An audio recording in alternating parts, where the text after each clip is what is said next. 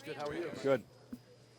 Mike, from a coach's perspective, and obviously knowing what John's coming through and going through here tonight, how do you come into this game with him and knowing that his veteran leadership and experience might help him through this here tonight? Well, he's not a kid. He's been around, and what he did is made a decision, and obviously made the decision for his family and for himself, and we totally respect that. He's a huge part of our franchise, and we want to play hard here today. We didn't play well against the Islanders last time. Want to play better here tonight, and it's two good teams. Should be a lot of fun. How do you expect John to handle this?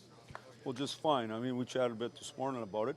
The reality is, though, he's not a kid, and I don't know whether he'd tell you or not, but he's happy with what he's decided to do, and it's all part of life.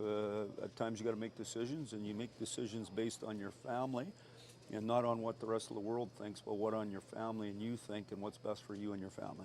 Mike, what's it like when you go back to a place you've got a lot of history? You went back to Detroit. You made the decision. Well, I think it's in some ways for the people that you leave. If you get fired, or if they trade you, when you go back, they're fine with you. But when you leave on your own, sometimes there can be hard feelings, and that doesn't make a whole lot of sense to me. But that's just the reality of the situation. I think anytime, people come up to me all the time and say, "I'm a Red Wings fan," and I say, "I am too."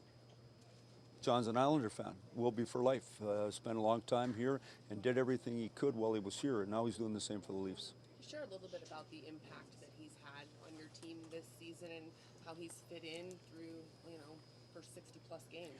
Well, I think the big thing is as good a player he is, he's a better person and he's a better professional. And when you look at the group of young people that we have that need influence, he doesn't say a whole bunch. He just comes and does it right every single day and makes us a better franchise. And, he's a Toronto guy. He's proud to be there. Treats people and fans right, treats the players right, the staff right, and makes a huge impact every day just by being himself.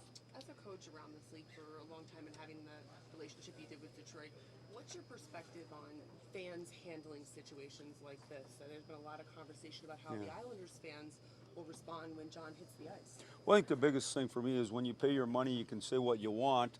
I'm a big believer in life. You always want to be proud of yourself and how you handle yourself.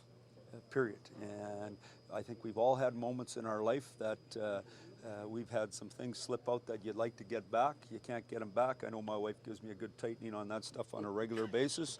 I just think it's important to handle yourself well. It's going to be a good hockey game tonight with good teams playing, with good people representing both sides, and it should be a lot of fun.